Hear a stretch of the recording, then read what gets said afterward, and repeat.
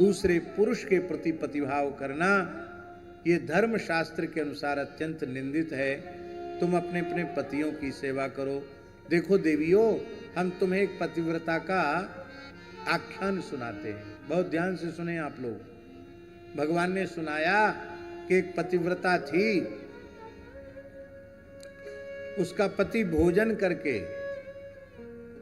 और उसको नींद आई तो वो अपने पत्नी की ही गोद में सिर रख के सो गया।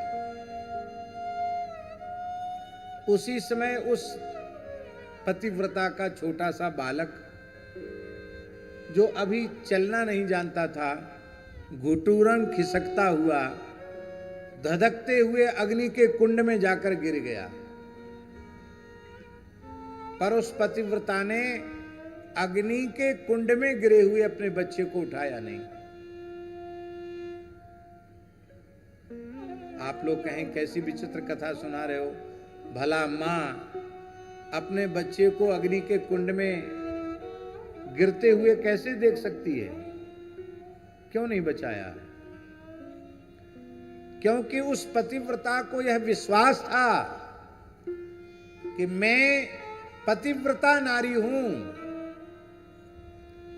मेरे पुत्र को जलाने की शक्ति अग्नि में नहीं है।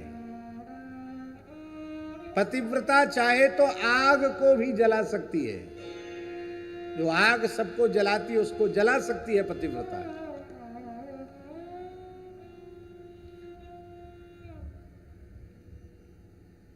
पतिव्रता ने कह दिया कि आज के बाद सूर्योदय नहीं होगा। पद्म पुराण की कथा है। सुदीर्घा का पति था,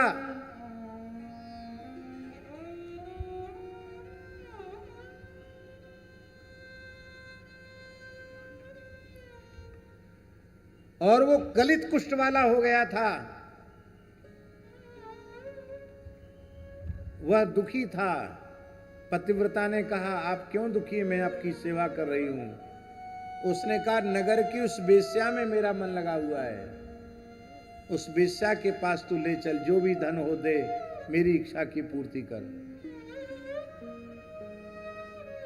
धन्य है उस पतिव्रता को, अपने पति को कंधे पर बिठा कर लेकर के चली। कोई चल नहीं सकता था वो, फिर भी बोलो उसका अंतःकरण कैसा होगा? चल नहीं सकता था। मन कितना नीचे गिरा हुआ होगा उसका। उसी समय सूली पर महात्मा अणिमांडव में बैठे हुए थे। अंधेरे में उस ब्राह्मण का पैर सूली से टकरा गया। महात्मा को कष्ट हुआ सूली के हिलने से, और उसने कहा, जो अधम पापी अपनी पतिव्रता पत्नी के सिर पर बैठकर वेश्यागमन के लिए जा रहा है, वह कल सूर्योदय नहीं देखे, सूर्योदय होते ही उसकी मृत्यु हो जाएगी। पतिव्रता अपने पति को लौटा लाई, बोली आज के बाद सूर्योदय नहीं होगा। इस धरती की घटना है। 7 दिन बीत गए, सूर्य उदय हुआ ही नहीं। हाहाकार मच गया। बिना सूर्योदय के संध्योपासन कैसे होगा? देवकृत्य पितृकृत्य कैसे होगा? धर्म कर्म का लोप होने लग गया। उस समय अनुसुईया जी से प्रार्थना की देवताओं ने। अनुसुईया ने कहा, पतिव्रता ने कह दिया तो सूर्य की हिम्मत नहीं जो प्रकट हो जाए। तब महासती अनुसुईया ने उस पतिव्रता को, सांडली को समझाया। उसके 2 नाम सांडली और सुदीर्घा। सांडली को समझाया कि देखो सबके धर्म कर्म का लोप हो रहा है। बोले मेरे पति की मृत्यु हो जाएगी।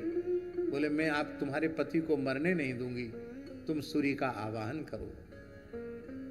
बोले ऋषि के साप का क्या होगा? बोले उनका साप भी सत्य रह जाएगा और तुम्हारा पति मरेगा भी नहीं, पर धर्म कर्म का लोप हो रहा, सूर्योदय होना चाहिए। जैसी सांडली ने जल लेकर के सूर्य भगवान का आवाहन किया, उसी समय आकाश में सूर्य प्रकट हो गए। बोलो सूर्य नारायण भगवान की। और सांडली का पति गिरा। एक क्षण के लिए शरीर के प्राण बाहर निकले। तत्काल महासती अनुसुईया ने पकड़ करके कहा, यदि मैंने मनवाणी क्रिया से पातिव्रत धर्म का पालन किया है तो ये ब्राह्मण निरोग स्वस्थ और फिर से पूर्वत हो जाए। 25 वर्ष का युवक हो गया और दोनों विमान में बैठकर भगवान के धाम को पधारे। पतिव्रता में इतनी शक्ति होती है, अग्नि में इतनी शक्ति कहां है कि जो मेरे बच्चे को जला दे। और पतिव्रता के भाव की रक्षा हुई। अग्नि की लपटों में बच्चा आग से खेल रहा था, चंदन पंख के समान उसके लिए अग्नि शीतल हो गया। गोपियों ने कहा, महाराज आप तो बड़े कथावाचक हो, हम भी कथा सुनावें आपको। कहा जरूर सुनाओ। तो गोपियों ने कहा कि हम भी एक पतिव्रता की कथा सुना रहे हैं, बहुत ध्यान से सुनो। एक पतिव्रता थी, उसका नियम था पतिदेव का नित्य चरणामृत लेना, पति की नित्य आरती पूजा करना, और पति के भोजन करने के बाद उसकी थाली में जो बच जाए वही खाना। पति ने कहा, देवी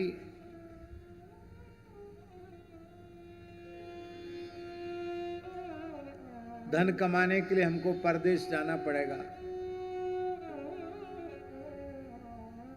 अनुमति दो। बोले आपको रोक कौन सकता है, आप जाइए, लेकिन हमारे नियम का कैसे होगा।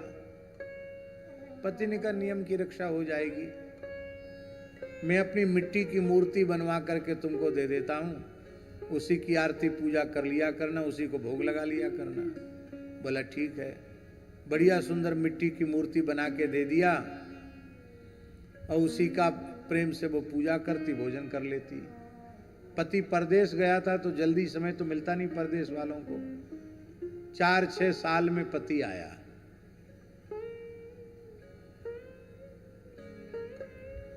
अब वो पतिव्रता अपने मिट्टी के पति की पूजा कर रही थी, उसी समय उसका असली पति आया और उस पति ने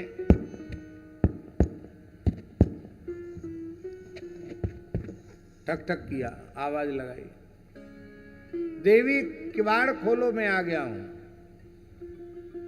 तो गोपियों ने पूछा, प्रभु अब आप निर्णय दीजिए उसको क्या करना है। सब बेचारी के 2 पति हो गए, एक पति तो भीतर जिसकी कितने सालों से पूजा कर रही है, एक पति बाहर खड़ा हो गया। अब वो क्या करे, इसकी पूजा छोड़े कि उसका आदर करे, क्या करे। भगवान ने कहा, अरे ये भी कोई बात है, जब तक वास्तविक पति नहीं आया था तब तक मिट्टी की मूर्ति की पूजा थी, और जब वास्तविक पति आ गया तो मिट्टी की मूर्ति को कोने में धर दो, वास्तविक पति का आदर करो, उससे प्रेम करो। गोपियों ने कहा, महाराज अपने मुख से ही न्याय कर दिया, ये संसार के सभी मिट्टी के पुतले हैं। अरे माटी के पुतले, तुझे कितना गुमान है, किसी ने गाया है। ये सब पार्थिव शरीर हैं, इन मिट्टी की मूर्तियों की हमने बड़े प्रेम से पूजा की, पर जब सच्चिदानंद घन श्री कृष्ण जो सभी प्राणियों के एकमात्र पति हैं, जब आप ही आ गए तो अब मिट्टी की मूर्ति की पूजा क्या आवश्यक रहेगी। हमारी मिट्टी की मूर्ति की पूजा के फलस्वरूप ही आप आए हैं। सबके पति श्री कृष्ण हैं। आप रोज गाते हैं लेकिन ध्यान नहीं देते हैं। आरती करते हो कि नहीं, जय जगदीश हरे करते हो